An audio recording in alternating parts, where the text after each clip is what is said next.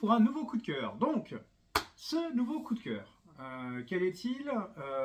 Je dois avouer que j'aimerais bien vous dire que c'est un auteur que vous connaissez toutes et tous, parce que très sincèrement, pour moi, ça devrait être le cas.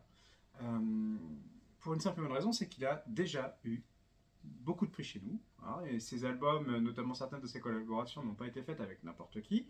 Vous vous demandez clairement de qui je parle, hein, parce que dit comme ça, dire bah, forcément on doit connaître un petit peu, eh bien c'est Frédéric Biel. Alors certains vont dire ah oui je sais, d'autres non. Bah oui, malheureusement on ne retient pas assez souvent les auteurs, mais c'est normal, il y en a un petit peu beaucoup. Moi c'est plus facile, c'est mon métier.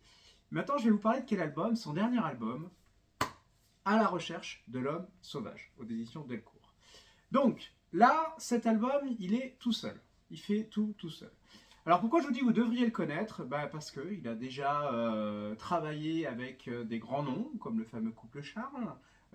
Il a déjà eu plusieurs coups de cœur chez nous. Vous vous souviendrez peut-être pour les plus anciens de nos clients Exauce Nous, qui avait été le meilleur album de l'année, ou encore Tout sauf l'amour, qui avait été pour nous parmi les deux meilleurs, enfin parmi les meilleurs, ces deux-là étaient les meilleurs albums de l'année.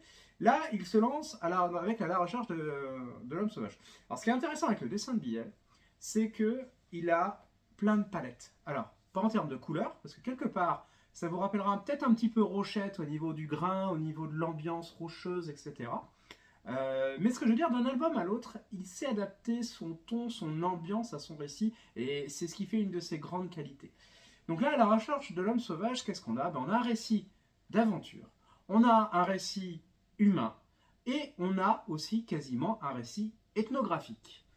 Alors ça, j'en ai pas beaucoup en bande dessinée, souvent des adaptations de carnets de voyage. D'ailleurs, il y a une inspiration de carnet, vous le verrez. Euh, mais derrière, il y a une vraie quête. Alors, qu'est-ce que c'est? Quelle est cette histoire? Qu'est-ce qu'il va nous raconter? Nous raconter, eh bien, c'est tout simplement l'histoire d'Augustin. Au départ, un petit gamin, comme tous les gamins dans les années 60, avec ses petits problèmes. D'ailleurs, sa mère est convoquée à l'école parce que, bah, bon, pas terrible, mais c'est surtout, bon, il gribouille en classe. Bon, comme le dit le maître, hein. Qui n'a pas dessiné pendant un cours? Mais le problème, c'est que ces dessins, wow, c'est plutôt sombre, hein, une silhouette, des yeux exorbités, quelque chose.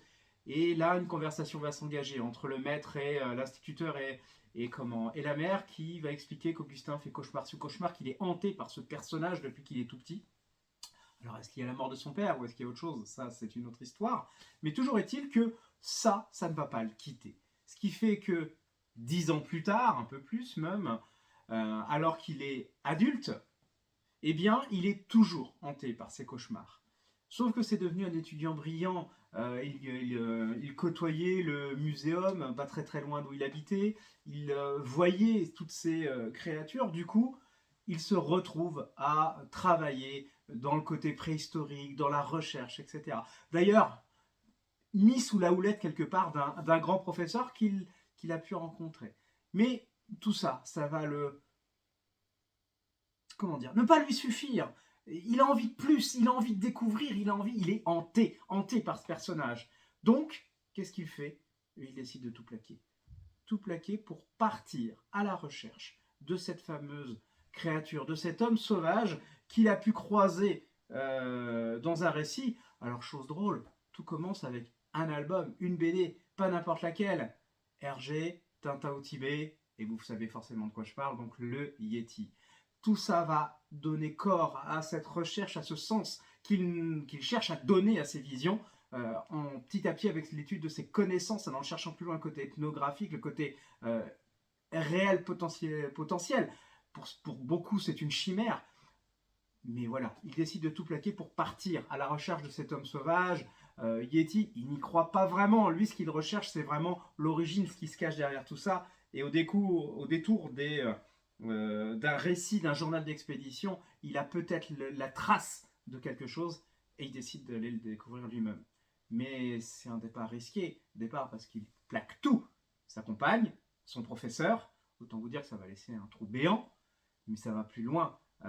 Il plaque la sécurité, etc. Et puis surtout, il va être dans un lieu. On part vers le Tibet, mais pour ça, il faut passer par l'Inde, le Pakistan, suivre des chemins, à une période qui est quand même pas la plus simple. Hein, c'est une zone troublée.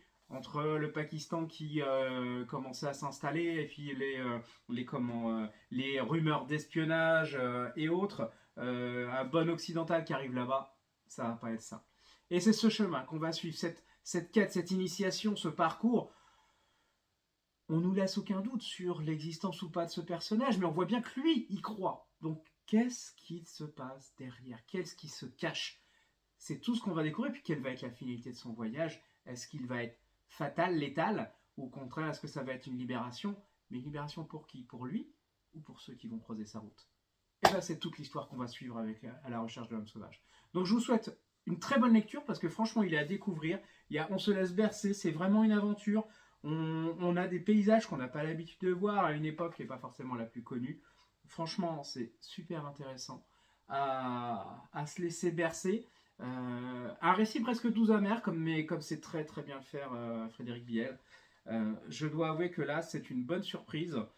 Et très sincèrement, je vous souhaite de le découvrir parce que ça nous dépayse un peu et ça fait pas de mal.